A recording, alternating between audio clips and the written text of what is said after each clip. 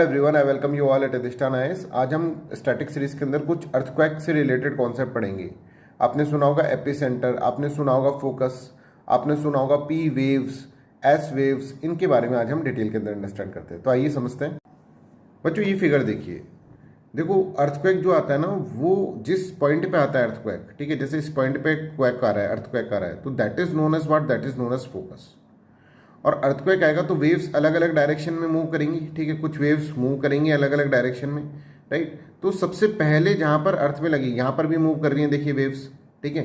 अब अर्थ तो इनको बहुत, मतलब जो सरफेस होगा वो तो बहुत लेट इनको मिलेगा, इस वाली वेव्स को, इस वाली वेव्स को और भी लेट मिलेगा, ठीक है ना। तो आप यहाँ पर देखिए, जो सबसे पहले वेव पहुँचेगी वो यही वाली पहुँचेगी, ये वाली वेव पहुँचेगी, और this is known as epicentre. मतलब सरफेस पे जो सबसे पहले जहां पर पहुंचती है, फोकस से सरफेस के ऊपर जब से सबसे पहले पहुंचती है, that is known as epicentre. I hope this is clear. तो फोकस क्या हो गया, फोकस जहां पर अर्थक्वेक आया है, ठीक है, अंदर अर्थ के अंदर, और एपिसेंटर सरफेस क्या, वो पॉइंट जहां पर वेव सबसे पहले पहुंची है, that is known as epicentre.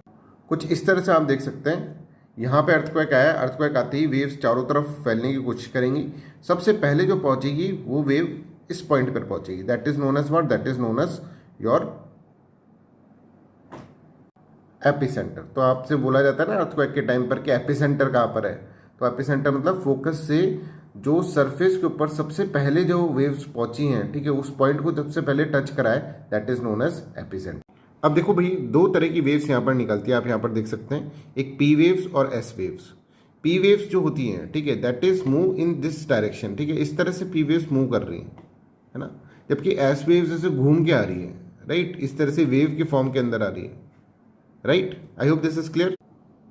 अब देखो ये जो मोशन होता है ना, इस तरह से ये वाला जो मोशन होता है, that is known as longitudinal motion, ठीक है। और ये जो मोशन हो रहा है, पार्टिकल, मान लो ये एक पार्टिकल होगा, तो पार्टिकल इधर जाएगा और इधर जाएगा, ये मोशन जो होगा लॉन्गिट्यूडनल होगा। ये जो होगा ट्रांसवर्स मोशन होगा, ठीक है, इसमें पार्टिकल ऊपर नीचे ऊपर नीचे।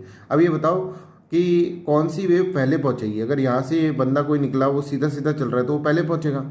ये देखो घूम के जा रही है, तो पी वेव्स जो होती है, पी फॉर पहले, पहले पहुंचती है, और एस वेव्स बाद में पहुंचती है। कौन फास्ट मूव करेगा, ये तो देखो स्लो मूव कर रहा है ना, ऊपर नीचे ऐसे जाकर फिर जा रहा है, तो फास्ट मूव करेगी पी वेव्स, है ना। पी वेव्स गैशियस, लिक्विड और सॉलिड के अंदर भी मूव कर देती है, तीनों के अंदर मूव कर जाती है। ये आपको याद रखना पड़ेगा, क्योंकि सीधे चल रही है भाई, ये ऊपर नीचे इस तरह से नहीं चल रही है। तो आप यहाँ याद करने के लिए, सॉलिड, लिक्विड, गैस तीनों में होती है। जबकि S waves, S for solid होता है, तो सॉलिड के अंदर ही ये मूव करती है। आई होप दिस इज क्लियर। अब इस पर एक क्वेश्चन सॉल्व कर लेते हैं। ये क्वेश्चन है, इसको सॉल्व करके डिस्क्रिप्शन में आंसर, मतलब कॉमेंट में आंसर दीजिए।